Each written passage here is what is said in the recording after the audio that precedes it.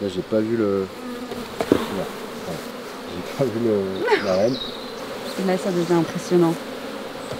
Voilà, là ça fait un peu plus de bruit quand elle butine.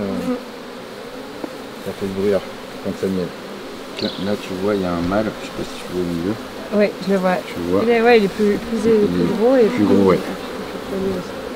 Est-ce qu'elle reste tout le temps dans la ruche, la reine? Alors non, c'est une bonne question. Au début, quand elle est vierge, elle fait des vols de fécondation, donc elle part faire des vols nuptiales et puis elle revient après, une fois qu'elle est fécondée, elle est trop lourde pour voler.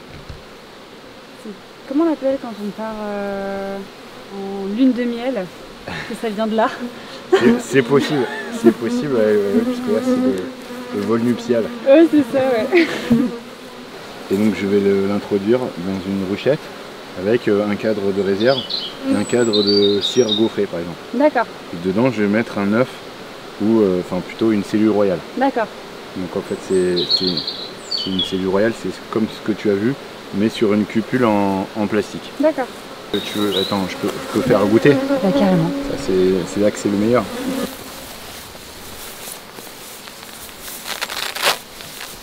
Allez, un peu de courage. C'est rien. Non, faut que tu l'ouvres. Bouge pas, bouge pas, ouvre ta capuche. Voilà. Oh, elle est rentrée dedans. Oh, ok, d'accord, je vais faire. Prise de contrôle. Sinon tu peux la remettre. Non, mais c'est bon, t'inquiète. Là tu peux mâcher avec la cire. Ça, En fait, j'ai peur qu'elle se prenne dans mes cheveux, qu'elle me pique. C'est juste ça, mais tu le mets dans la bouche et comme ça tu refermes vite le... Ça y est, je me détends. Un peu de miel et ça repart. Alors il est comment? Ah, super bon. Ah, et puis là c'est un miel de ronce. Ok. La ronce c'est un des meilleurs miels. Enfin, Ouais. C'est un miel fin. Et comment tu vas reconnaître à la couleur? Alors voilà, à la couleur, à la texture, au goût. Après pour être sûr on fait des analyses polliniques. D'accord, ok. Donc après aussi c'est en fonction des endroits où on amène une ruche.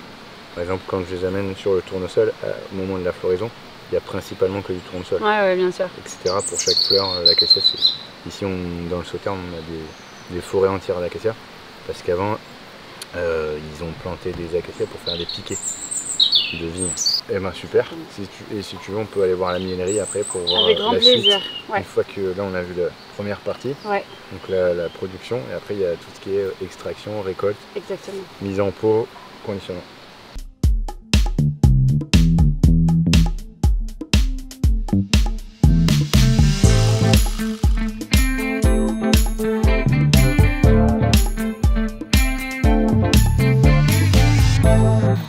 Alors Romain, dis-nous tout, là on est dans là où tout se passe en fait. Alors presque. voilà, et ben là effectivement on est au bâtiment qu'on appelle la miellerie. Okay. Donc en fait ici c'est une ancienne ferme de l'abbaye okay.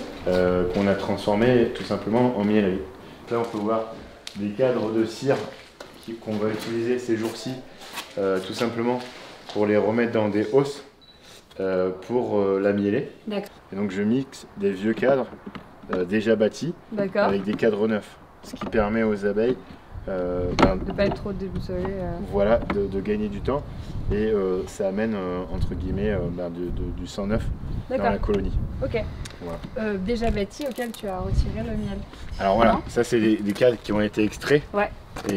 Et une fois que les abeilles, à la miellerie, une fois qu'on a extrait, on remet les palettes dehors au pillage et c'est les abeilles des alentours qui viennent finir de lécher. D'accord. Donc c'est impressionnant. Là dans 15 jours il y aura des milliers d'abeilles partout. Mais on risque rien en fait, elles sont vraiment là pour lécher le miel. D'accord. Elles nettoient mieux que n'importe quelle machine. C'est voilà, c'est la meilleure machine qui existe, c'est l'abeille. Et donc ça c'est aussi de la cire, c'est ça? Et alors voilà, ce qui est fabuleux c'est que dans la ruche on récupère tout. Donc la cire d'opercule, qui est la cire qui vient fermer les opercules, voilà. Comme on a vu tout à l'heure, et qu'on verra dans la mairie. On vient la récupérer, on la fait fondre, on l'amène chez un gaufrier. Le gaufrier vient me livrer des feuilles de ce format-là. Ah d'accord, On redécoupe carrément. Ouais, ouais. carrément, comme des blocs de feuilles A4. Alors attention, ça casse comme du verre, hein, je t'en prie, vas-y vite. C'est quelque chose de très fragile. Ok. Et donc la cire, en fait, c'est vraiment la base de notre travail. Et c'est aussi par là Du début à la fin. Là. du début à la fin. Et c'est par là que se transmettent aussi les maladies, etc. Dans la cire. Donc c'est important d'avoir une cire de bonne qualité et de maîtriser sa propre cire. D'accord. On récupère toute notre cire d'opercule. Et donc là, on a un beau stock de cadres prêts à être réutilisés là Voilà. pour cette saison. On peint à la peinture suédoise. D'accord.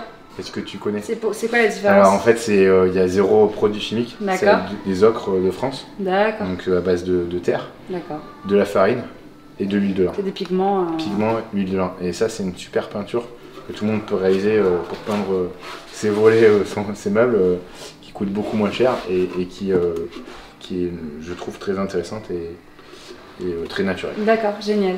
Pendant l'interview, vous parliez de cet aspect un peu d'œnologie avec le vin. Est-ce que le miel se mature dans le temps?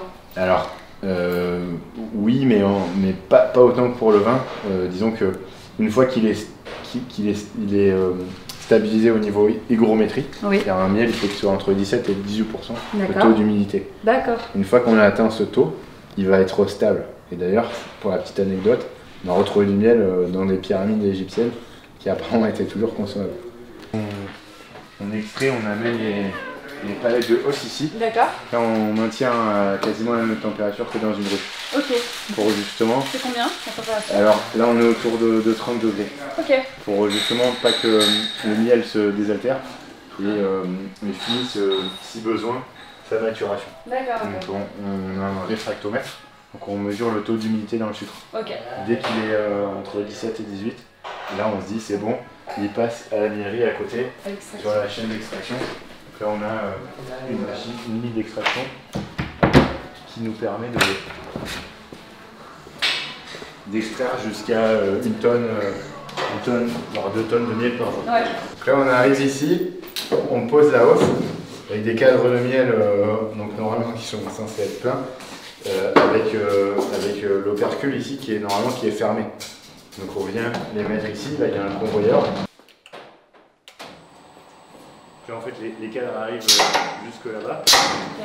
Là ils sont poussés, ils sont rabattus vers le bas, automatiquement. Et derrière, si vous passez de l'autre côté, vous allez voir. Ouais. Il faut que tu passes de l'autre côté. Ouais.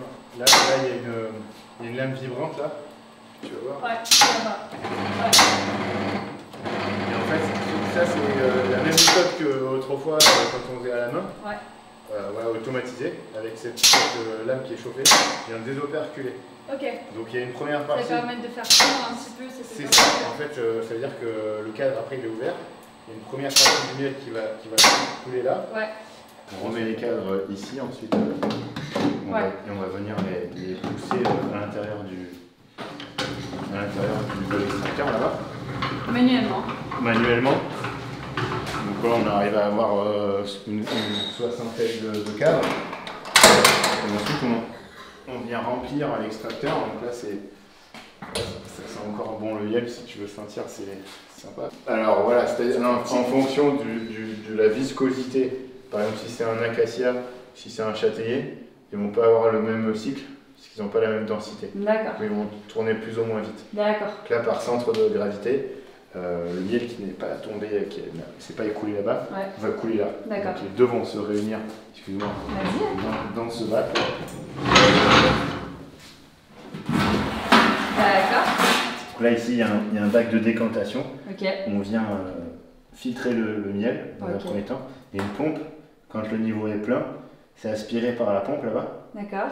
Et ça vient être filtré à nouveau une dernière fois dans le filtre à chaussettes qui est derrière.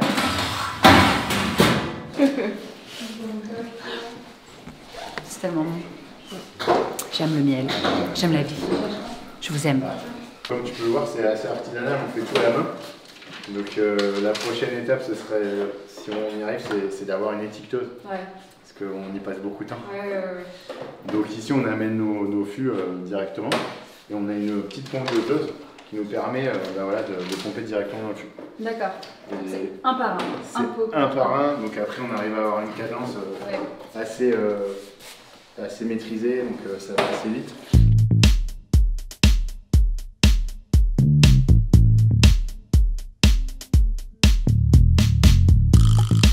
Merci beaucoup. Et merci à toi d'être venu nous voir. Avec grand plaisir.